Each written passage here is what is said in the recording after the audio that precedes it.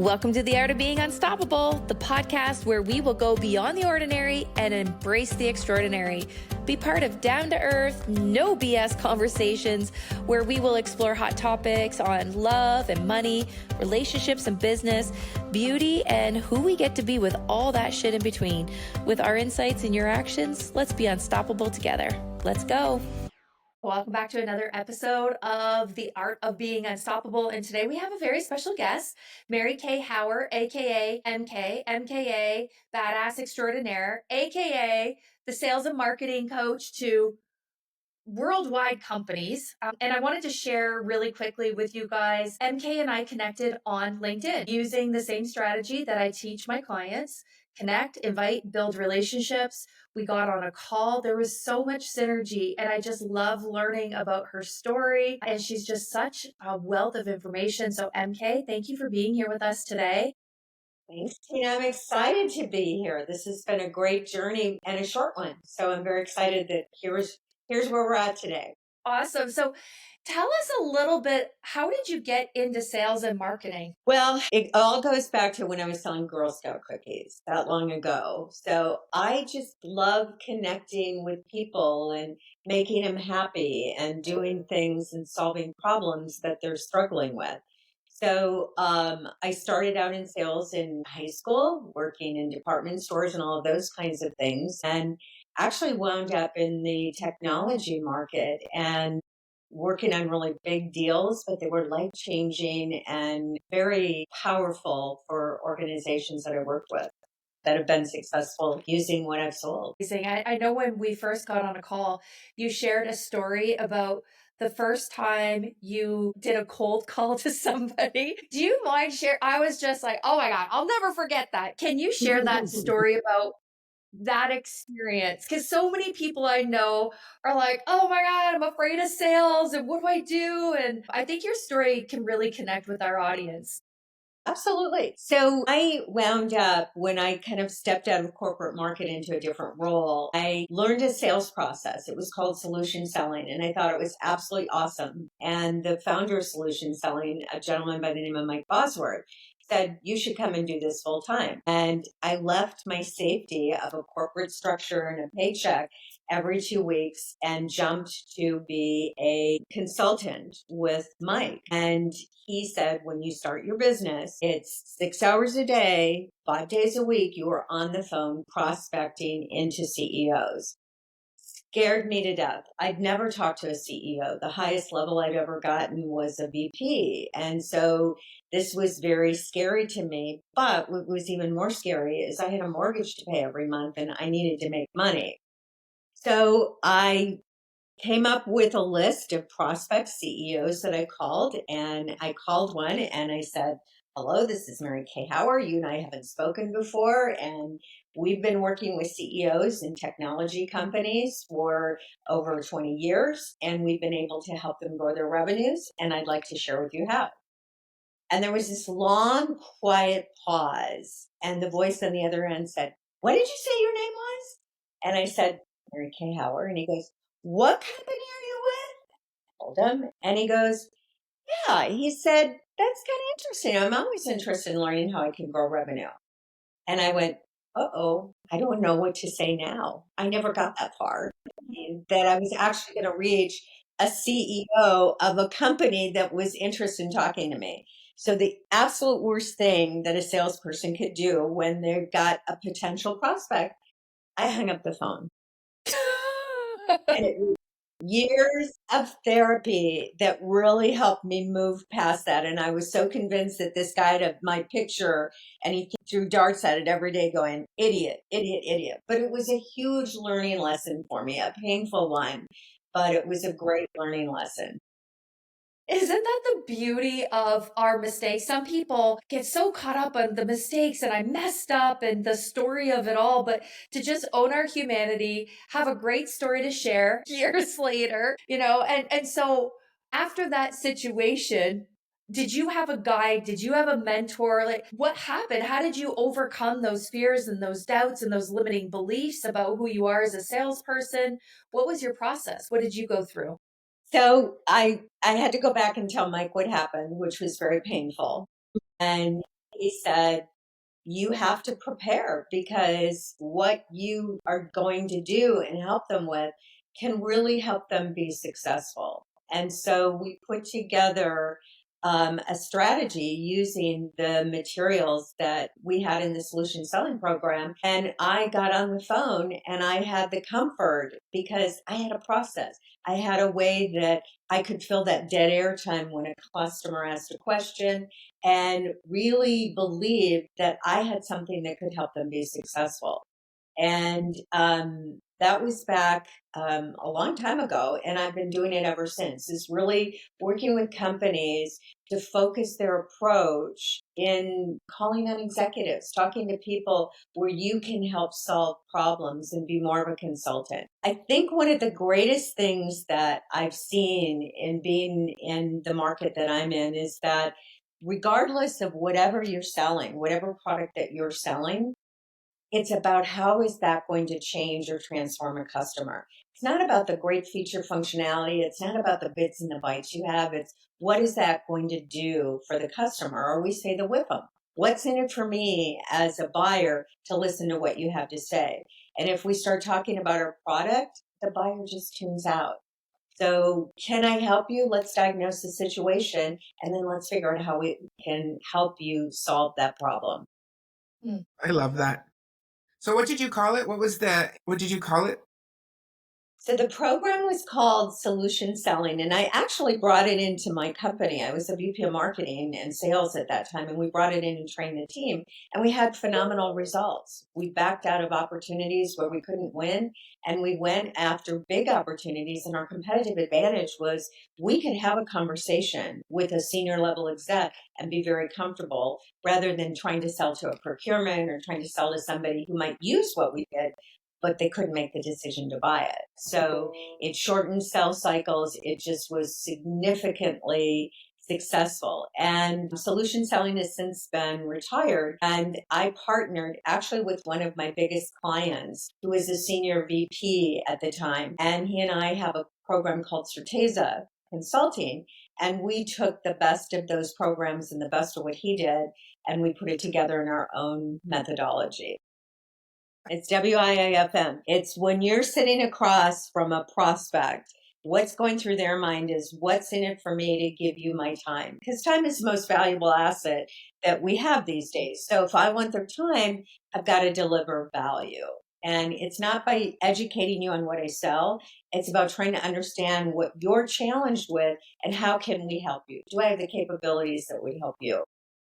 And And I I think think that's that with this podcast, that's what we do is we just want to be able to be here for people and give them the support and the courage to actually take these steps into, like you said, you left your corporate job, which you had that paycheck every 2 weeks, and you did what you had to do, and you were safe, you were secure, you were in your comfort zone, and then you stepped out of that, and look where you are today.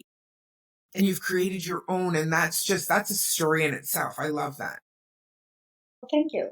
It was a lot of, trips and falls, but after all these years, we do what we do and it's been very successful for us. Who's your ideal client? Who do you love working with? So we work in a variety of markets. Our average customer has sales teams that are anywhere from 30 to 100. But we're doing small ones that are very intimate and fun, where we're working with startup companies where they've got one or two salespeople, have this whole big market, and help them decide how do we go after and get the biggest wins as quick as we can versus large companies where that's more about creating a culture. And that's about getting everybody on the same page so that we're selling the same in one part of the world or one part of the US as another one. So it's really about culture in the bigger companies and then the smaller companies. Amazing. And what are your thoughts about LinkedIn as a selling platform for business? Because I know one of our strategies is to really help people create a system and a process on LinkedIn. It's not just, hey, I'm going to throw up the post here and there and I'm just going to connect with people and ask them, hey, do you want to have a call with me? What are your thoughts about LinkedIn as a platform for doing business? I think one of the greatest assets that I have is my connection to so many people. And that connection is actually in the workshops, but it's also in LinkedIn where I've stayed connected with them. And I use it to keep track of these clients. When they go to new companies, I reach out to them, or they may have a connection to somebody and I'll ask for an introduction. And I think LinkedIn is a very powerful tool to stay connected and learn about what are your customers, what are the people that you want to connect with, what are they saying about their world, about their things. And if I see something, then it's a great way to have a conversation. Hey, would love to talk to you about this. And I think it's a fabulous social media to be using. And I think it can be very powerful when it's used the right way. Yeah, I agree. I do. My business partner, we say our business is linked coach. He does the LinkedIn strategies, I do the coaching, but he's been training and developing me more on LinkedIn. And the things that I'm learning myself, even though I've been on the platform for 9 years, like, man, I resisted doing the number one thing that's going to help me build connections. It's really going to people's profiles, learning about them, seeing what they're posting, having conversations in the DM. And I had this experience of like, oh, it's so spammy. Everybody's just trying to sell me.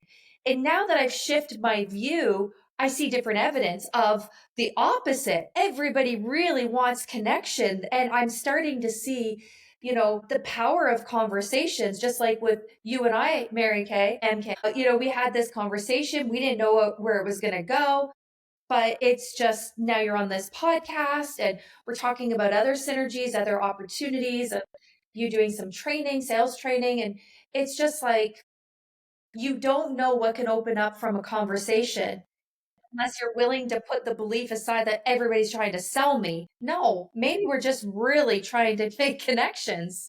Exactly. Exactly. And the greatest compliment is when somebody that I have a relationship on LinkedIn says, "Hey, my friend could really benefit from what you do. She'd like to talk to you, or he'd like to talk to you." And I get that introduction and that connection. It's a way to connect with the people that we've met in our lifetimes of our jobs, of what we do. It's a great way to stay connected, and it's a great way to find new opportunities, jobs. I mean, it's so valuable that I think if you have anything to do with business, you need to be on LinkedIn. You absolutely do. If you're in the working world. Yeah. Mhm.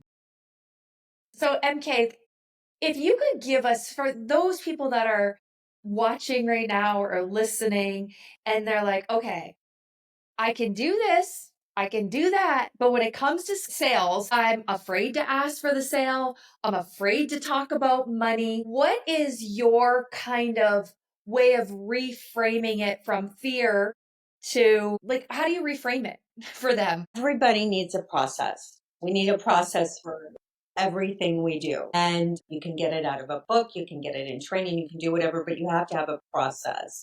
And that's most important. And the thing in sales is look at the perspective of the customer, of the person you're trying to sell to. What matters most to them? And stay focused on that and don't think so much about your product. I think there's one big mistake that we make in the corporate world. When we hire someone in sales, what's the first thing we train them on? Product, right? Got to know what you're selling, right? So you have to know the product, got to know all the specifics, the bits, the bytes, everything. It's not about that. It's what does my product that I'm going to sell do for that customer? What does it do for a chief revenue officer? What are they most concerned about? They're most concerned about making their numbers, growing their revenue, growing their market. So how does what I sell align to them? There was one tool that it's used religiously, and it was actually the tool that I took out when I started doing sales calls to remind me how to focus. And it's by W. Edwards Deming, who was alive a long, long time ago, but he had a theory on how buyers buy and the different buying phases that they go through. And if you understand where a buyer is in the buying process, meet them there. If they call up and they say, "Hey, look, we're going to buy this product. Heard you got a great one. Can you send me product and pricing information on it? Well, let's take a step back and think, where are they in the buying process? Somebody more than likely has already gotten to them and helped craft or helped drive what those requirements are based on them. And they probably have already given them a price. So at this point, the buyer is really just validating that that's the best solution for them. So if we come back with a list of what our products are and what they do, and we come back with pricing, then the buyer's going to say, oh, but it doesn't have this, which is something I wanted. And it's maybe a little bit more pricey. So I'm not going to buy from them. I'm going to buy from the original one. And the original one has the greatest potential to win because they created the vision with the buyer. So unless we can change that vision, then we don't have a shot at winning. And I can't tell you the number of times I go out and I talk to the VP of sales and he goes, we've got like 10, 12 proposals that are multi-million-dollar proposals. Let's get those closed. You need to help us do that. And I take a look at it. And the first thing I ask is, who's making the decision? Well, I don't know. We're talking to procurement. We don't know. We think it's probably on this, this side of the business. Do you know? Have you had contact with them? Can you get access to them? No, procurement's controlling it. No, procurement isn't controlling it. They're collecting proposals from everybody to validate that what they want is the best solution. And one of the hardest things that I've done and taught others to do is when you get an RFP and you can't get to that decision maker, push back. Say, no, I'm not going to do this unless I can get that meeting with these decision makers. And if you can't, if they say no, okay, thank you very much, then what does that tell you? It tells you that you just dodged a bullet because you're not having to invest all this time and resources on an opportunity that was never able to win. I mean, we can apply this even in the coaching industry. There's so many people that hop on calls with us that have had multiple calls with people, and they come on and I know they say to me, well, what's your price? Like, what? I'm like, whoa. And I always flip the script to be more of a buyer on that call than a seller. I'm like, whoa, I'm not sure if I want to work with you yet. Let's just have this conversation. Let's just see if there's synergies. This is a business partnership and we want to make sure that there's alignment. So I can give you my price, but I don't know anything about you. I don't even know if I can help you. And I find that just is like, oh, okay. You want to know about me? Yeah, I do. It forces them to pause, right? Yeah. And I think that's the important thing is recognize where your buyer is and meet them where they're at. Don't try to say, my gosh, I'm just going to spend all this time doing all these proposals. And the law of averages said I might win one, right? So I'll just do that. And we, especially in some of the bigger, more complex deals, we spend a lot of wasted hours on opportunities that were never yours to win in the first place. And just by changing your behavior also is a differentiator. What are your thoughts on this? I believe, because I've seen it over and over again, how people sell is a reflection of how they buy. I think profound. Buying process is very similar to their selling process. And the reason why I say that is because I've done over 3,000 sales calls, enrollment calls, breakthrough calls, whatever people want to call them. And sometimes I will rush, okay, what's your problem? Where are you at? Where you want to be? Okay, great. Here's a solution. Do you want it? Yes. Not as abrupt as that, but I'm very direct. I'm very to the point. But I noticed that that's also how I buy. Like, this is my problem. This is what I'm looking for. Do you have a solution to this problem? Yes or no? Okay, yes, I'll go with. So I'm definitely more direct. I don't sit in indecision or wait for months to feel aligned or reflect on it spiritually, which has kicked me in the ass, you know? But I do find that I had to really reframe how I sell because I was selling like I buy, and not everybody buys and sells the same way, right? The buying process is different. And can I just say one thing? Sorry, MK. I'm sorry, I didn't mean to interrupt. But Tina, I think that goes back to what MK was saying earlier, and it's more about what is that person? Where are they at? Right? MK, where are they? And when you ask that Yes. question, you sit and you listen to where they are, then you can sell them. And I think it's in a lot of cases, the obvious winner in many, many situations is a company called NDI, No Decision Incorporated, because there is a disconnect with a seller and a buyer where the buyer says, hey, I'm just not there. I'm not feeling it. Or somebody else is controlling the budget and the budget is the driving factor, which they don't want to work with that. So NDI wins more times than not. And there's so many statistics out today that of all the sales that happen, there's a high percentage that go to no decision. And think about from your own buying perspective. How many times have you gone out, done your due diligence, looked at every solution that was there in the marketplace and say, you know what, I'm going to wait. Just not sure that this is the right fit. And we do that as sellers. We push buyers to no decision when we focus on product and price, because now you're asking, when you're just showing your features of your product and the price, the buyer has to figure out, does this map to my vision? How does it map to my vision? And if they can't, oftentimes they'll go to no decision. So the focus really needs to, what's the value to the customer and what's the vision that they're trying to achieve? And it's okay to walk away if the value is half of what the cost is going to be. Maybe it's not the right decision, but that's part of being consultative, saying that what you want to spend isn't going to get you the returns that you're looking for. Mm.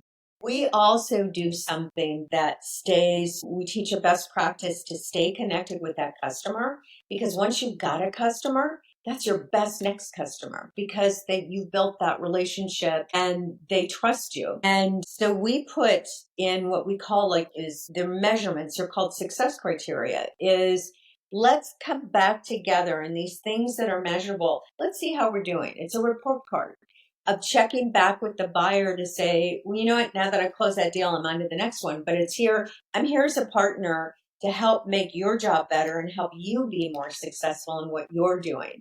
So how are you doing? You were hoping that you'd increase your revenues by X%. Where are you? And if they're not, let's figure out if it's something in what I sold them or if it's something that they're not doing on their end.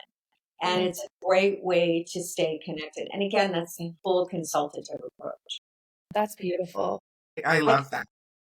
This is a silly story, but I'll share it anyway, is when I was selling Girl Scout cookies a long, long time ago, I would go back to the people whose houses I sold cookies with and said, how did you like the Thin Mints? Do you still have any? I've still got some. And I resold, that customer. Because hey, there was a trip to Disneyland on the line here. I had work, I had a goal. And I found that sometimes your best customers are the ones who've already bought from you. That's a good point. Oh man, MK, I know that we could literally talk to you all day. Absolutely. And you're just such a wealth of knowledge. If people want to learn more about you, your company, how you can support, how you can help them maybe with their own sales process, their teams, how can they best get a hold of you? So we do have a website. It's the Certeza Consulting Group, and we're based out of Southern California. You can always look up my name and it'll go to the website and give you all the information. Best way to contact us, happy to give any information to anybody that wants it. Beautiful.